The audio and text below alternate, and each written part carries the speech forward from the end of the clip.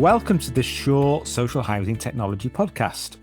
And this is the first of our AI Explainer podcasts. Today, we're cutting through the hype to explore what AI really means for social housing. From chatbots to smart scheduling, the potential is huge.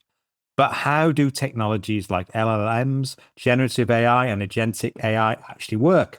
And what do they mean in practical terms for social housing providers? I'm Stuart, and as always, I'm joined by Shaw Consulting MD, Chris Shaw. Hi, Chris.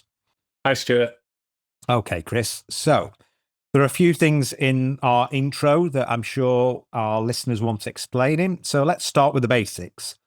What is a large language model, or a LLM, such as ChatGPT, and why is it being talked about so much in relation to customer service and tenant engagement?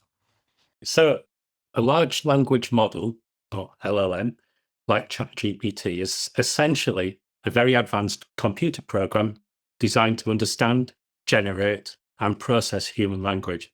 So if you think of it as an incredibly well-read assistant that's been trained on massive amounts of text data from the internet, books, and more, this training then allows it to recognize patterns, predict the next word in a sequence, and ultimately generate a coherent, contextually relevant, human-like text.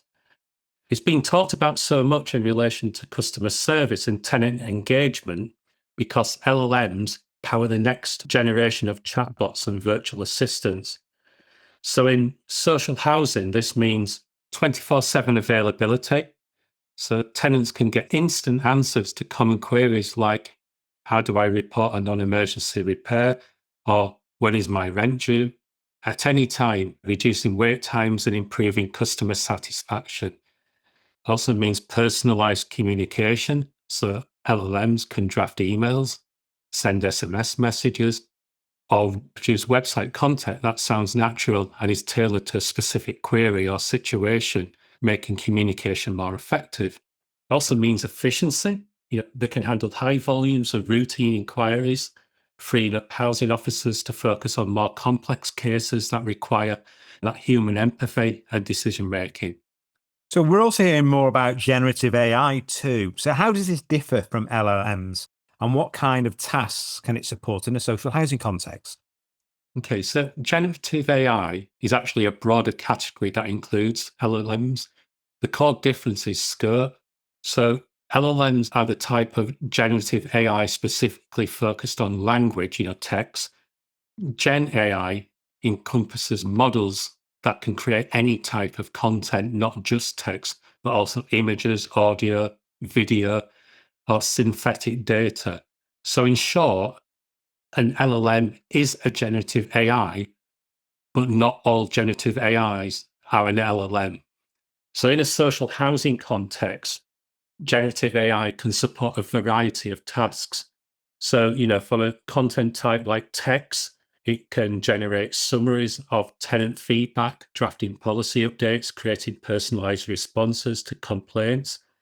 In images or visual type of content, it can create realistic but functional scenarios for staff training, like visualizing different types of mold or structural damage, or designing a diverse or accessible marketing materials for vacant properties.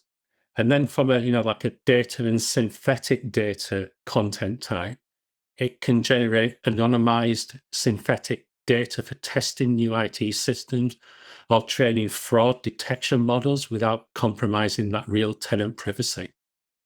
So agentic AI takes things a step further. It's being described as AI that can make decisions and take action. So how does this actually apply in practice, say with scheduling repairs or managing complaints?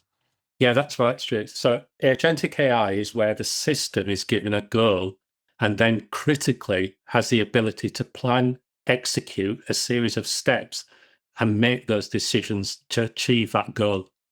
Often interacting with other systems, it's the doing part of AI. So, in practice, this means less human intervention for routine processes. So if you take a scenario like scheduling repairs, with the goal of booking a qualified tradesperson for a reported issue, the input would be the tenant reporting, let's say, a leaky tap via a chatbot powered by an LLM. The agentic action The AI agent would classify that repair priority, check the availability of a qualified plumber in the area using the calendar system, confirm the tenant's availability via SMS, and then book that appointment in the scheduling system, all autonomously. And if the plumber isn't available, the agent decides to escalate to a human scheduler. With regards to managing complaints, so let's say the goal is to resolve a minor complaint within 48 hours. So, from the tenant, they submit a complaint about litter in a communal area. The agentic AI would analyze the text using the LLM component. They might even, look at a picture that's being sent in from the resident, and from that picture, work out that it's littering. They'd identify then the responsible department, let's say it's grounds maintenance, and they'd generate a work order for the local team. They'd send a confirmation and an expected resolution time back to the tenant. And then the AI agent, would then monitor the work order through to completion and automatically follow up with the team if the deadline's missed. Gosh, that is incredibly powerful technology. But what does a social housing provider need to consider before introducing them into their day-to-day operations? Yeah, implementing these technologies does require careful thought, especially because we're dealing with people's homes and lives. So the 4 key areas to consider are, the ethics and fairness. We've talked about this previously around bias. So the AI models, they learn from data. And if that data reflects historical bias, e.g., let's say certain postcodes have been receiving a slower service to others, the AI would perpetuate that behavior. So providers must actively audit their data and their models to ensure the decisions, like a repair priority or a communication tone, is fair, it's equitable, and it's non-discriminatory across all tenant groups. Another one is data security and privacy. So, we're handling sensitive tenant data. Any system integrating with an LLM or an agentic AI must adhere strictly to data protection regulations like, GDPR. So this means robust encryption, anonymization where possible, and clear policies on how data is stored and used by the AI. Next element is around governance, or that human in the loop. It's vital to know when to let AI take action and when a human must intervene. So, for critical decisions, e.g. tenancy termination notices, the AI should only assist in drafting, not sending. A clear governance structure needs to define accountability. If an agent makes a mistake, who is responsible? And lastly, accessibility and digital inclusion. So we know not all tenants are digitally savvy or have easy access to technology. So AI solutions must complement, not replace those traditional communication channels. We're still going to need phone, we're still going to need face-to-face. The language used by chatbots must also be simple and clear, avoiding jargon. The goal here is inclusion, not exclusion.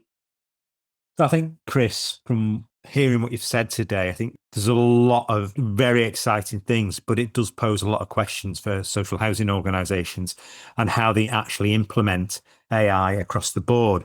So for our listeners, as usual, they can get in touch with you via LinkedIn or via the Shaw Consulting website. So thanks for everyone for listening, and thank you, Chris. Join us next time when we'll be exploring how these models are trained and why the data behind them is just as important as the tech itself. Thank you for listening.